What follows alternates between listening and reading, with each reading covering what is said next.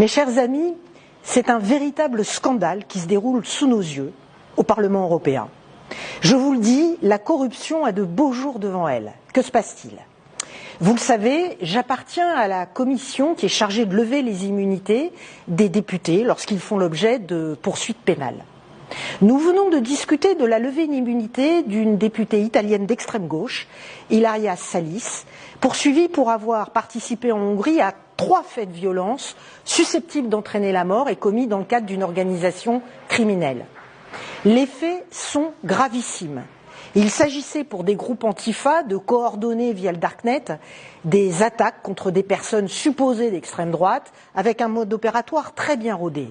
Surveillance, identification des victimes, achat des armes, préparation des itinéraires de fuite, attaque par des groupes cagoulés, par derrière, au domicile ou au travail de la victime avec des bâtons télescopiques, chronométrage de chaque opération par l'un des agresseurs chargé de déclencher les coups et de donner le signal de la fuite.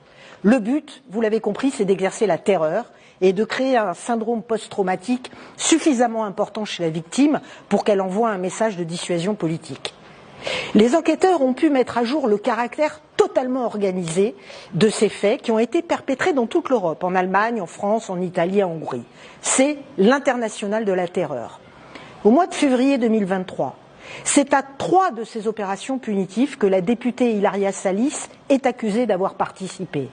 Elle a été arrêtée alors que son groupe prenait la fuite après l'une des agressions. Voici le résultat de ces agressions. Voici de quelle façon ces hommes ont été blessés. Comme par hasard, sa candidature aux élections européennes l'année suivante est intervenue à l'initiative de ses camarades de lutte qui voulaient en fait la soustraire à la justice en la faisant bénéficier de l'immunité parlementaire associée au mandat de député.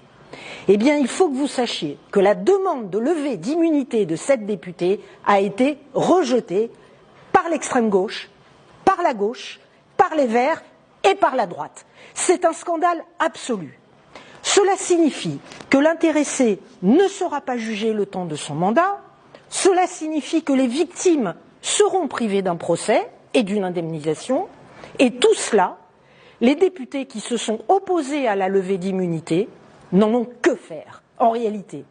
C'est encore une énième tractation qui s'est déroulée entre la gauche et la droite. Sachez que la droite a accepté de couvrir cet élu d'extrême gauche contre le maintien de l'immunité d'un député issu de ses rangs.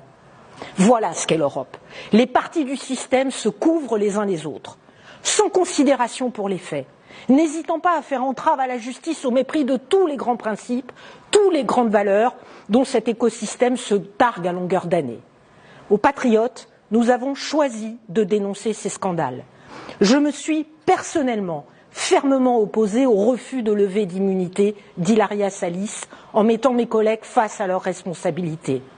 Nous n'accepterons pas ces petites tractations d'apparatchiks qui violent la vérité, qui violent la justice et la confiance des électeurs en donnant des leçons à la terre entière.